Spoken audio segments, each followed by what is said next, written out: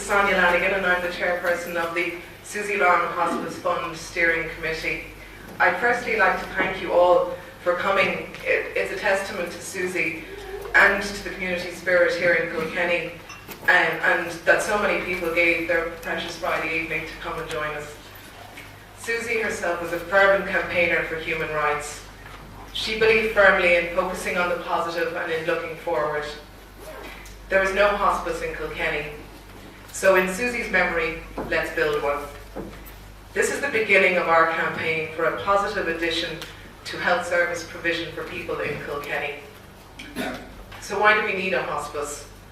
Because 50% of people in Kilkenny who die do so in acute hospitals, in an environment often totally unsuitable to their own needs and to the needs of their families, surrounded by noise and trauma and often in overcrowded public settings.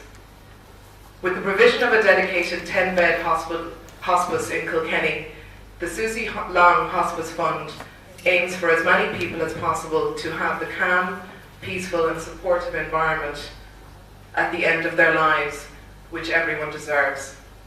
In the short term, we want to get the ball rolling and start fundraising. Long term, we will strive to enter into a public-private partnership with the HSE towards the establishment and the ongoing development of this hospice for Kilkenny. This evening shall be dedicated to a positive discussion about hospice and the need for hospice care in Kilkenny. It gives me great pleasure to introduce to you the award-winning journalist Justine McCarthy from the Sunday Tribune, who has kindly agreed to chair the meeting on our behalf, and I would now like to leave you in her capable hands. Ladies and gentlemen, Justine McCarthy.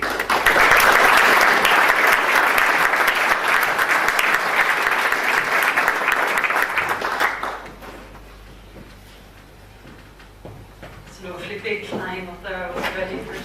Thank you very much, Sonia.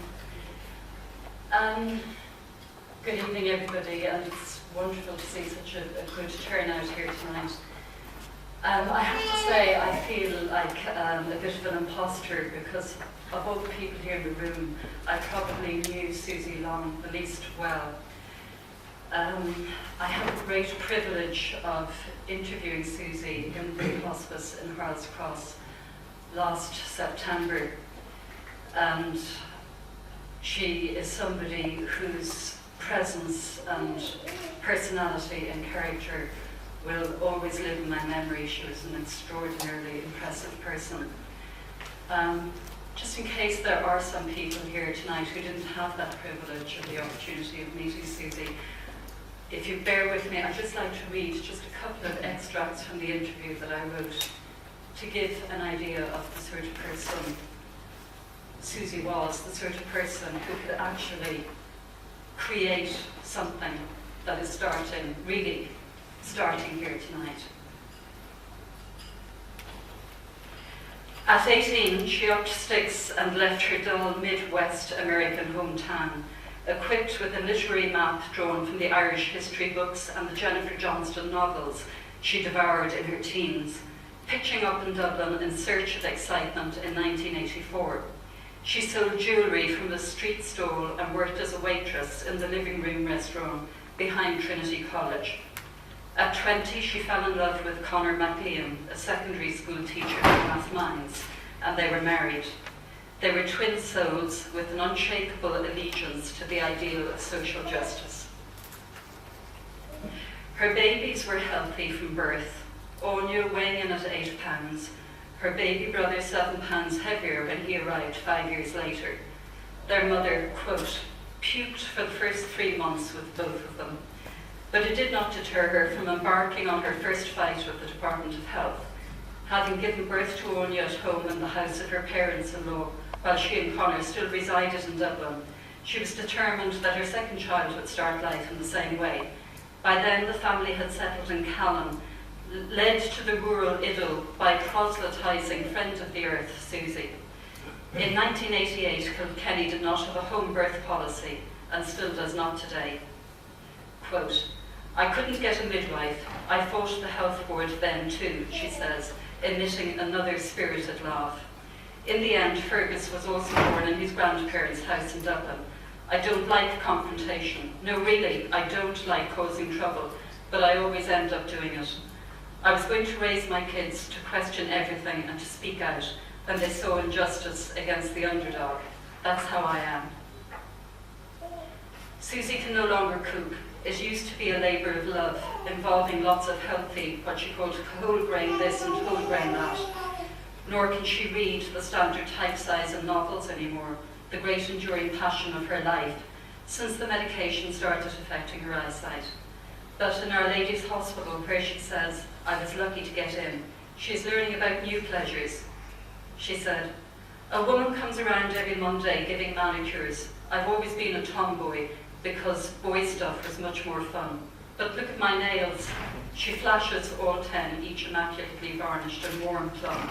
I've got girly nails for the first time in my life. Her spacious sunlit room pulsates with this extraordinary woman's joie de vivre. It visibly enlivens those around her. The banter of the hospice employee who comes to clean her ensuite is full of affection for her. The dinner lady is joyous when Susie asks for pudding. The nurse who comes in to administer an injection whispers discreetly, did the earlier medicine help? When the nurse leaves, Susie admits under cross-examination that she'd been feeling unwell earlier. She said, I just can't praise this place enough. I feel safer here because help is at the end of a buzzer. When I was at home, I had the home care team and they were wonderful, but it wasn't enough for what I needed.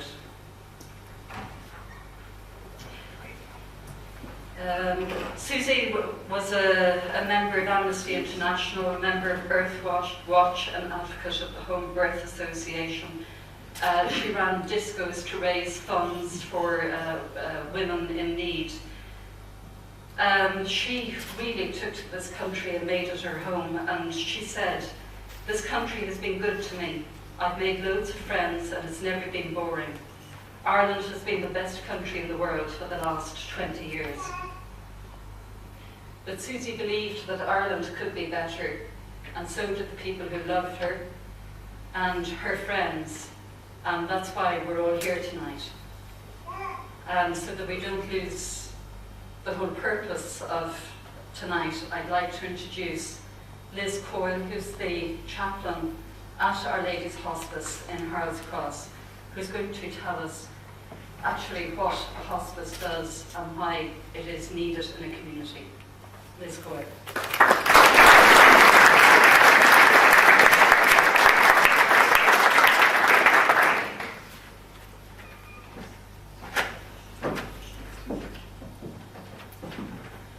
Thank you.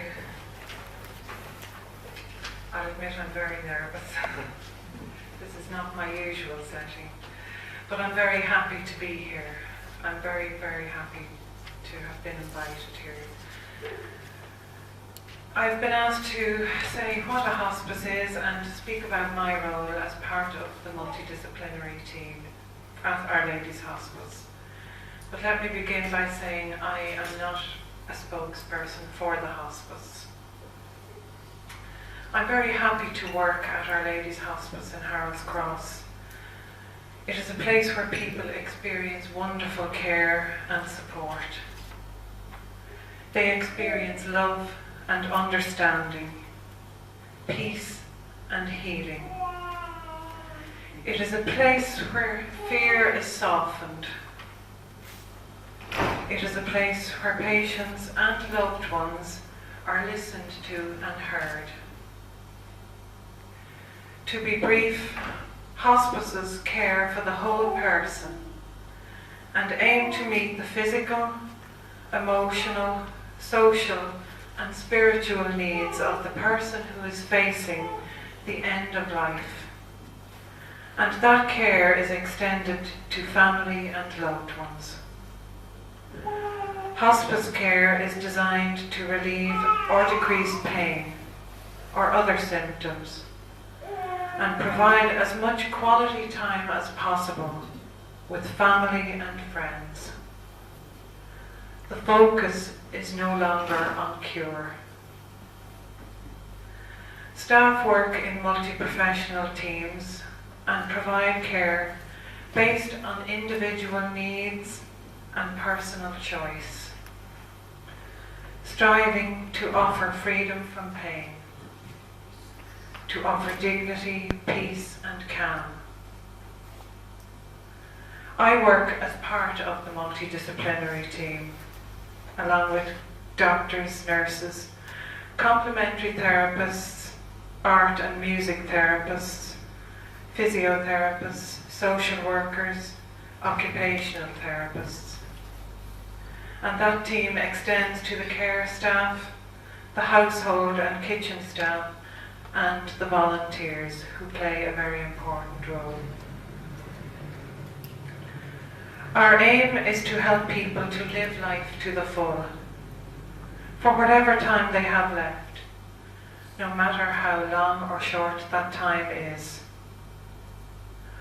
All patients are valued and treated with dignity, with compassion and respect, with an understanding of individual beliefs, lifestyle and cultures. My role as hospice chaplain is to take particular care of the spiritual needs of the patient and his or her family. I work as part of a chaplaincy team. In Harold's Cross, our team is made up of a Catholic priest, a religious sister, a Church of Ireland chaplain, and myself, a lay chaplain. The chaplain is available to offer support, spiritual care and sacramental ministry wherever required. It is our goal to support every family with as much compassion and care as possible. We recognise and respect life in all its stages and transitions. Issues of meaning, spiritual pain, forgiveness, hope and relatedness become more focused during serious or terminal illness. Supportive presence, listening, can make this a blessed time. I would like to share a little of my experience with Susie. I met Susie when I returned from my summer holidays. I had had a wonderful 2 weeks with my family at home, and I really enjoyed my time with my 3 daughters. I attended and celebrated my eldest daughter's conferring. When I came back to work, I met Susie, and when I introduced myself as one of the chaplains, she seemed pleasantly surprised and had lots of questions, as Susie would. She wasn't aware that a married woman with children and a Catholic could be a hospice chaplain. She was even more surprised when she heard that I was appointed by the bishop. She shared her story with me. I hadn't heard her story before. I hadn't heard her interview with Joe.